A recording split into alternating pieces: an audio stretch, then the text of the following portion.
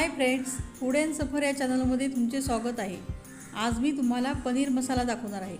चला तर मग व्हिडिओला सुरुवात करूया।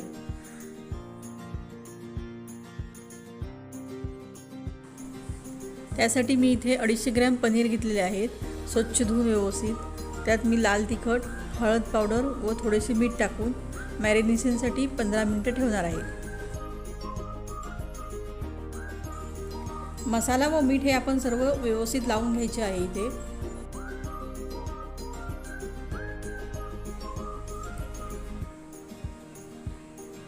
आणि ग्रेव्हीसाठी 3 मोठे कांदे घेतलेले आहेत, 3 टोमॅटो, हळद पावडर, लाल तिखट, कसुरी मेथी, धना जिरा पावडर। हे कांदे आपण उभे पातळ चिरून घ्यायचे आहेत व टोमॅटो छोट्या पीसमध्ये मिक्सरला लावायचे। इथे मी कांदा तळण्यासाठी तेल घेतलेले आहे। तेल थोडेसे जास्त घेऊयात कारण कांदे जास्त आहेत आपले। कांदा आपण लाल होईतोपर्यंत व्यवस्थित परतून घ्यायचा आहे। कांदा आपला व्यवस्थित लाल झालेला आहे।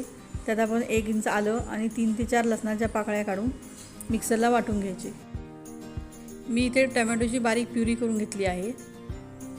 पनीरला 15 मिनिटे झालेली आहेत। मी इथे कांदा तळलेले तेलच यूज करणार आहे।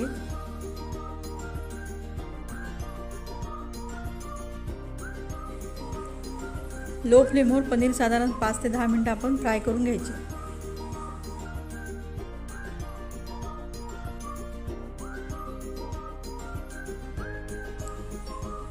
ग्रेव्हीसाठी मी पनीर तळलेले तेल वापरत आहे इथे। आता आपण कांद्याचे वाटण टाकूयात।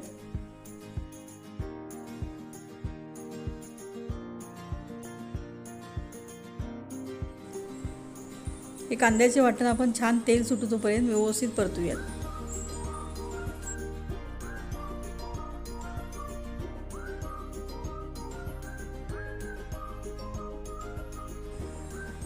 आपण इथे टोमॅटोची बारीक पेस्ट केलेली आहे ती टाकूयात।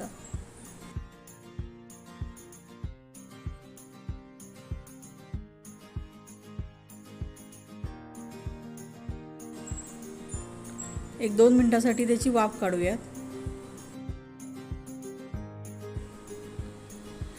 कांद्याचे वाटण इथे छान शिजलेले आहे। आपण त्यात आता मसाले टाकून घेऊया। मी इथे 2 ते 2.5 चमचे लाल तिखट घेतलेले आहे,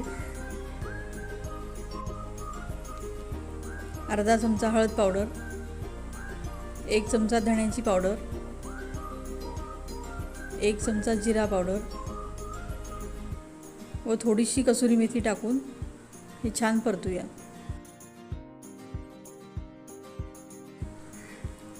तुमच्या टेस्टनुसार तुम्ही कमी जास्त तिखट टाकू शकता। पुन्हा एकदा आपण 1-2 मिनिटांसाठी याची वाफ काढून घेऊयात।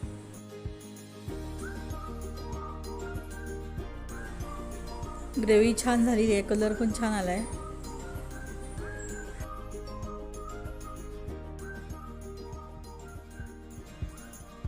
इथे मी थोडेसे पाणी घालून साधारण पातळशी ग्रेव्ही केलेली आहे।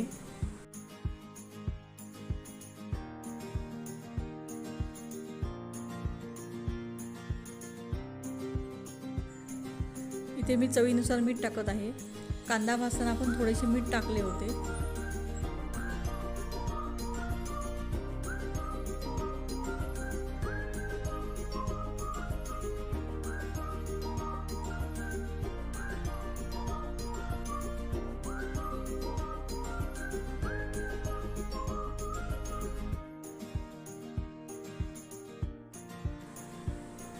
ग्रेव्हीला उकळी आलेली आहे। आपण इथे आता पनीर टाकूयात।